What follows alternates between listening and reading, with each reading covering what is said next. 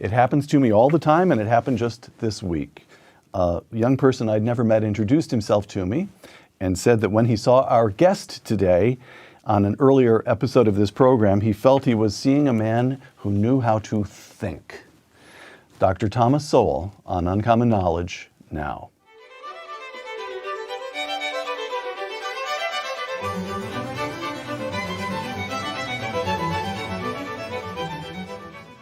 Welcome to Uncommon Knowledge. I'm Peter Robinson. Thomas Sowell has studied and taught economics, intellectual history, and social policy at institutions that include Cornell, Brandeis, UCLA, and Amherst. Now a senior fellow at the Hoover Institution, Dr. Sowell has published more than a dozen books, including the classic A Conflict of Visions. Coming soon, a revised edition of his most recent volume, Discrimination and Disparities. Tom Sowell, welcome. Thank you.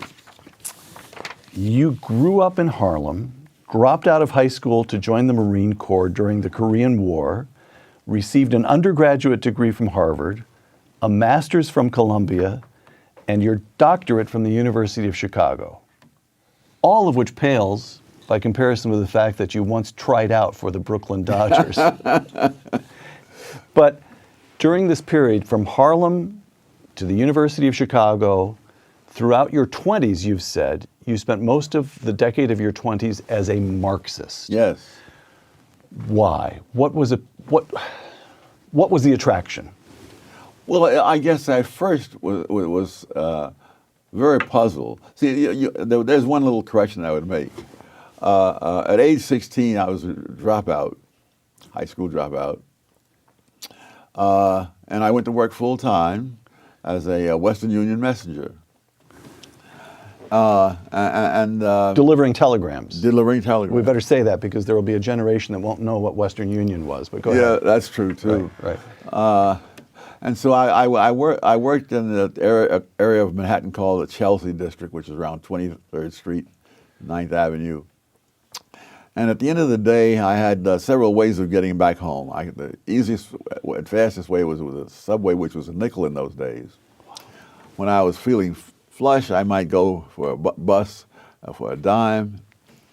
And then when I was really getting reckless, I would take the Fifth Avenue bus, which was the elite of the buses, was 15 cents. And so I would walk over to Fifth Avenue, take that bus. And it would take me up through all the glamorous parts of Fifth Avenue, past the Empire State Building, past the great stores and things of that sort. And then on 57th Street, it would turn, and this is just the elite part of town. Sure, right there where the park starts. Yes, and then the park starts at 59th. Oh, sorry. 57th, I would turn over, again, the same kind of scene, past Carnegie Hall, right, up Columbus Circle. There was no Trump Tower at that time, and on up to about 72nd Street, and go out to Fifth Avenue, out to Riverside Drive, which is another elite area. So for miles after that, you'd have all these wonderful luxury apartment buildings and so on. And finally, around 129th or 30th Street, it would go on a long viaduct. And then it would do a right turn back into the occupied area, and there you'd see the tenements. And I would wonder, why is this? I mean, why this huge disparity? And there was nobody else. There was no other explanation around. There was nothing. There was nothing there other than Marxism. And I stumbled across. I had not read Marx. But I bought a secondhand set of encyclopedias, small set, for some ridiculously low price. And I looked up Karl Marx. I'd heard the name, and the stuff that he said seemed to make sense. And then later on, I would get more and more into it. The argument was that the rich had gotten rich by taking from the poor. Right. And well, that was one explanation. But what is interesting, there was no other explanation out there really, and that's true largely in our colleges, universities today. But so by the time you went to Harvard undergrad, you drop out at the age of 16, and you start reading Marx in your late teens. I start reading Marx, yes, 1949, at age 19. Age 19. And then you were in the Marine Corps for a couple of years. What was it, 2-3 years? 2 years. It was actually 1 year, 11 months, and 5 days, but who's counting? But who's counting?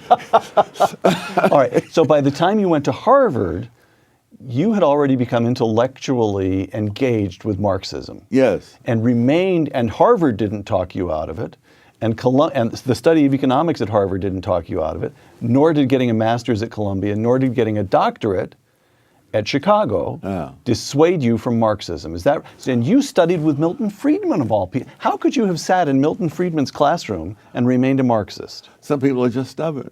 But what really changed me was not the University of Chicago. It was my first job working in a professional capacity for the government. I was a summer intern. This is after Chicago? Or? No, while I was still a graduate student. Got it. And so during the summer vacation, I worked in the U.S. Department of Labor, and I began to realize, from a number of things, that the government is not simply the personification of the general will, like Rousseau or others. The government is the government institutions have their own institutional interests. One involved the minimum wage law. I was a big supporter of that. But I also knew that there was an argument that minimum wage laws simply price low-wage workers out of a job. Mm-hmm. And my first assignment dealt with minimum wages in Puerto Rico. And as I looked at the numbers, I would see as they would jack up the minimum wages, the number of jobs would go down and so forth. But there were two explanations. One was that of the economists, that you price the people out of a job. And the other was that there were hurricanes that had come through Puerto Rico, you see, during the sugar harvesting. And therefore, and I was studying the sugar industry, and therefore it destroyed a lot of the crop. Therefore, you wouldn't hire as many workers. Now in Chicago, I'd been taught that if there are two different theories, there should be some empirical evidence in principle that could distinguish what would happen under one theory from what would happen under the other. Right. And so I wrestled with that for most of the summer. And one morning I came in and I said, I got it. What we need are data on the amount of sugar cane standing in the fields before the hurricane struck. And as I waited for the congratulations, I could see stricken looks around me in the room. Like, this guy has stumbled on something that will ruin us all. You know? And they said, well, we don't have those data. I said, oh, I'll bet the Department of Agriculture has it. And he said, well, but that doesn't mean we have it. You'd have to have a request go up the chain of command to the Secretary of Labor. He would then confer with the Secretary of Agriculture. It would come down the chain of command in the Department of Agriculture to whoever has those numbers, and so on. I said, good. Well, they say a journey of 1,000 miles begins with a single step, so I will now submit my request to the Secretary of Labor, which I did. And I am still patiently awaiting this reply. And the institutional fear of the number was what? That it would... The U.S. Department of Labor administers the minimum wage law. I see. And the money and the careers of perhaps a third or some other significant percentage of the Labor Department's resources come from administering the minimum wage law. One of the real farces of all this is that the law itself, Section 4D, I still remember, requires the Labor Department to study the employment effects of minimum wages. And those studies are absolutely a farce. In fact, some years after I left, I did an article saying why those studies were a farce. And when I came back later on to the Labor Department to do some research, one of the older librarians who remembered me turned to the younger librarian and she said, this is the man who wrote that article that has everybody up in arms. So you began to be dissuaded of Marxism. And of government in general, because the government is not out there at the personification of the national interest. Right. They have their own interests, and the Labor Department was clearly an interest in keeping the minimum wage because that's their jobs and careers and power. Which brings us, if I may, to one of my favorite books, your 2000 book. This is a beat-up old copy. Mm-hmm. This book, Conflict of Visions. Yes. Which you published in 2007, and you lay out. I'm sorry. 1987. I beg your pardon, 1987. Reprinted in 2007.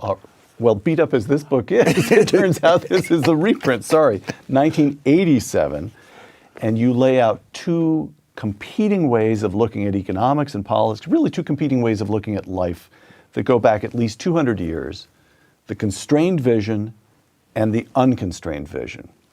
The constrained vision, I'm quoting from A Conflict of Visions, sees the evils of the world as deriving from the limited and unhappy choices available, given the inherent moral and intellectual limitations of human beings, close quote.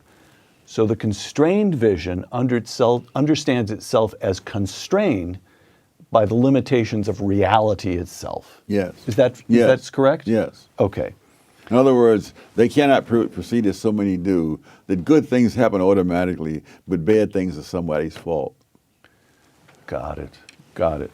And then to continue here, the constrained vision, again, quoting from A Conflict of Visions, for the amelioration, improvement of the human condition, the constrained vision relies on certain social processes such as moral traditions, the marketplace, or families, not government. So explain that. Why do we rely on processes rather than the will of the people instituting changes to improve our condition? Well, it doesn't ignore government. Even for the market to work, you have to have a government. As Europe discovered when the Roman Empire collapsed, and the economies collapsed also. But I guess one of the reasons would be that with the government, you have surrogate decision makers, and they cannot possibly know as much as the individuals whose personal decisions have been preempted. I see. I see. All right. Which brings us to the unconstrained vision. When, again, I'm quoting you, when Rousseau said that man is born free but everywhere in chains, he expressed the essence of the unconstrained vision, in which the fundamental problem is not nature or man, but institutions. Yes. Would you explain that one? Well, he has the notion that, again, that good things happen naturally. And if they're bad things, it's because institutions, including civilization itself, have made these bad things happen. And of course, and I think that's really the implicit assumption behind a lot of things that are said on the left today. And why in my most recent book I go to a lot of trouble to show that in nature there's nothing resembling equal opportunity. That wherever you look around the country, around the world, you find people who live up in the mountains, poor and backwards, even in the richest countries. Including the United States. I believe the poorest country in the United States, the county rather, was in a mountain community, which was almost 100% white. Somewhere in Appalachia, West Virginia, Southern Ohio. Right. Yes. And that men in that county had a life expectancy 10 years less than men in a county in Virginia. And the unconstrained vision says, let's fix that. Surely we can pass a law that would improve that. And the constrained vision says, well, now wait a moment. If people who live in isolated pockets in mountains are poor and backwards all around the world, and we see this pattern over and over and over again, maybe there's something very deeply rooted in reality about that that's hard for us to get at. Correct? Yes. All right. So in the book, A Conflict of Visions, you're very dispassionate and very analytical, and you lay out the unconstrained vision, and you lay out the constrained vision, and you don't really come out blazing in favor of one or the other. No, that is not a book meant to show that one vision is better than the other. It's there to show you what they are and what you're assuming if you go one direction or another. Okay. It's to encourage people to understand the implicit assumptions behind all this, without which you're just at loose ends. All right. So, pondering all this, I noticed something, a column that you wrote, this is a couple of years ago, in which you rebutted Nicholas Kristof of the New York Times. And Kristof had ascribed the gaps between African Americans and whites in America, gaps in wealth, gaps in educational achievement, the usual gaps, to, and this is a quotation from Kristof, to the lingering effects of slavery, close quote. Oh, yes. And here's Tom Sowell, quote, If we wanted to be serious about evidence, we might compare where blacks stood 100 years after the end of slavery with where they stood after 30 years of the liberal welfare state. In other words, we could compare hard evidence on the legacy of slavery with hard evidence on the legacy of liberals, close quote. And so there it is, life is hard. You use the word hard, you use the word serious, you use evidence. Tom Sowell is a man of the constrained vision through and through and through, correct? Yes. No. Yes, part of a vanishing breed, I might add. So when you were a Marxist, the notion, explain that, because the Marxism. Well, but no, you see, Yeah, so that's complicated. Even when I was a Marxist, I had the same intellectual standards. Right. And that's what eventually led me away from it. Oh, I see. In other words, I hadn't done all the research. I hadn't gone around the world Looking for evidence. Yes. Okay. So, And socialism is a great idea. That does not mean it's a great reality. One of the things that disturbs me tremendously is about this enthusiasm for Bernie Sanders and socialism at a time when people are literally starving in Venezuela, an oil-rich country. And they're breaking into grocery stores to try to get food, and they're fleeing to neighboring countries, most of which are not all that prosperous themselves, but at least you don't starve to death in them.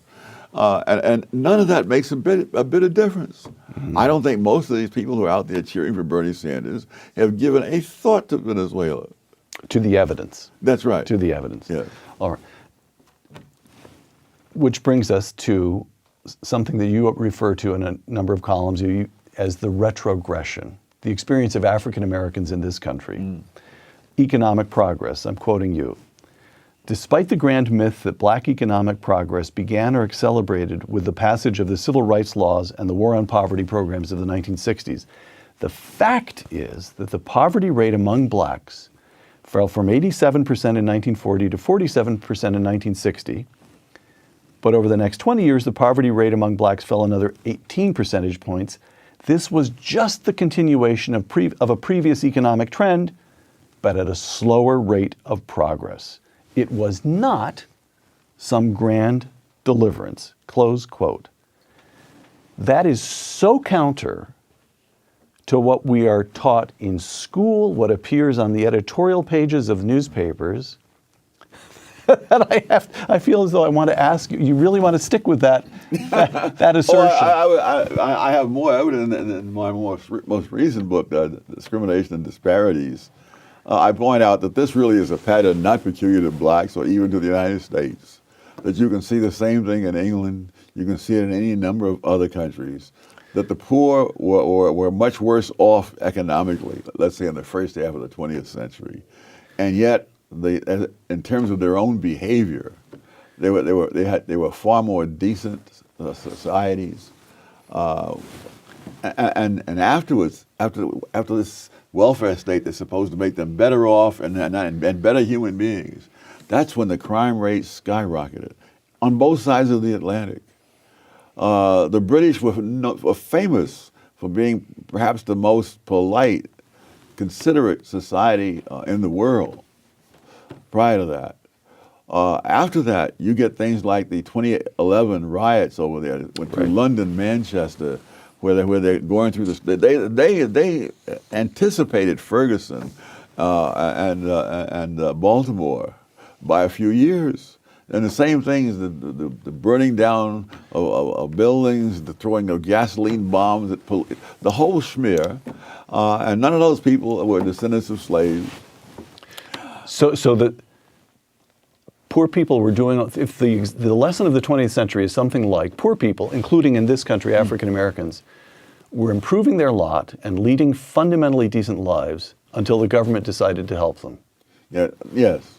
That's a fair statement. Well, they're better off economically because of what's been given. Right. But of course, when you have the crime rate, I mean, I got the first inkling of this some years back when I was at some school in Harlem doing some research. And I had looked out the window and I mentioned in passing that when I was a little kid, I used to walk my dog in that park. and looks of horror came over the students' faces. Nobody in his right mind would have a child go into that park, walking a dog or not. The principal was warning these students not to cross this park, which was about a block and a half wide, even in groups of 6. And when I told them about how in his hot summer nights I would sleep out on the fire escapes in Harlem, they looked at me like I was a man from Mars.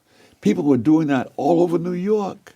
They were doing it in Philadelphia, Washington, wherever I've known people. That was a common thing for poor people. We didn't have the money for air conditioning. Right. You slept out on the fire escape or in the parks. Where Walter grew up Walter Williams. Walter Williams grew up in a housing project in Philadelphia. He was saying on the hot summer nights, the people would be in this project would have little balconies. They'd sleep out on the balconies, and the ones on the first floor who didn't have balconies would sleep out in the yard. And that there were old men who you could see sit on a hot summer night, sitting outdoors into the wee hours playing cards or checkers or whatever. It was a different world. It was a safe world. And it was infinitely safer. Now, what about family structure, Tom? Again, I'm quoting you. Most black children were being raised in 2-parent families in 1960. 30 years after the liberal welfare state, the great majority of black children were being raised by single parents. Yes. How does that, by the way, we should note that Patrick Moynihan publishes the Moynihan Report in 1965. Yes. And he's alarmed because the illegitimacy rate among black families is 25% then.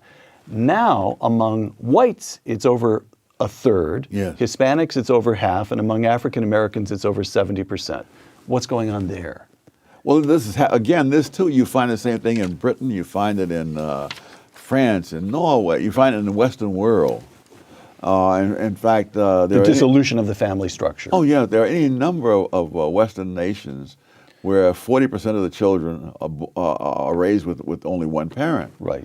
At the extremes, compared to Asian countries, at the extremes, Iceland, it's 2 out of 3 children born are raised in a single-parent home. In South Korea, it's 1 out of 66. Wow. Wow.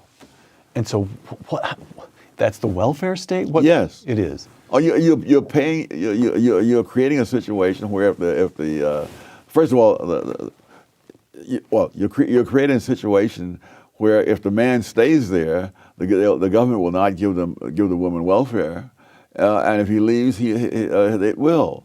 And so they're paying. When you pay people not to get married, more people don't get married. Right. Okay.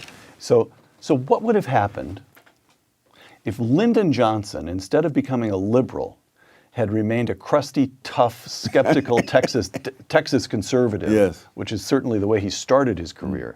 If Lyndon Johnson had embraced the constrained vision, instead of instituting the war on poverty and the Great Society and so forth, what would the country look like today? A lot better. You would not have the same rates for crime and so on. Because, you see, you can't have a welfare state in a democratic country unless you first have a welfare state vision. And when you buy all the assumptions of that vision, then you're buying a lot of trouble. One of the episodes I think epitomized it was in France in this case, that there were knife attacks by various people from North Africa against Chinese people in some suburb of Paris. And one of the things that the attackers said, that why are you attacking the Chinese? And it wasn't because of anything the Chinese had done to them. He said, they have nice clothes and big cars. That's not fair. I mean, that's, egalitarianism as a philosophy is one thing, but the actual consequences of it mean things like resenting other people's good fortune. Right. All right. So one response to the gap, again, I return to this gap between African Americans and other Americans, affirmative action. Yes. Which brings us back to your alma mater, Harvard. According to I'll never live it down. You'll never live it down, yes. You once told me that the principal benefit of a Harvard degree was never again having to be impressed by anybody who had a Harvard degree. Is that right? Absolutely. All right. So these are figures that were published in the Harvard Crimson, the student newspaper.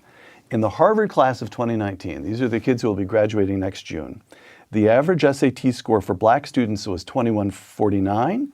By the way, these are all good scores, but for black students, 2149, white students, 2218, Asian students, 2300.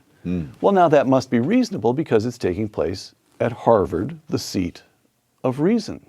Well, that wasn't quite how I described it when I was there. Affirmative action. Is that we ought not to be doing this? You know, there are various laws and policies that benefit one group at the expense of another. But I think affirmative action has the distinction of being one that it harms everybody, though in different ways. And so there's a lot of evidence that there are black kids who have all the qualifications to be successes in college, who nevertheless are failures because they are systematically mismatched with institutions whose standards they don't meet, even though they may meet the standards of 80 or 90% of the colleges in America.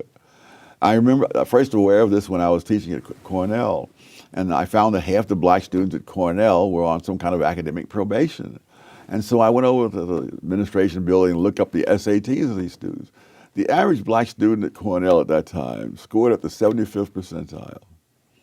Which is pretty darn good. Yes. And so that means that in most colleges in this country, they would have no trouble, and many of them would be on the dean's list. But at Cornell, the average liberal arts student at that time was in the 99th percentile. And when you're teaching the students like that, you teach at a pace that most people of any race cannot keep up with. And it was always complained that I was assigning all kinds of reading. But heck, I'm teaching kids who are in the top 1%. They can keep up with the reading that I'm assigning. So Cornell was taking very talented black kids and spending 4 years teaching them to feel inadequate. Yes, and succeeding at that.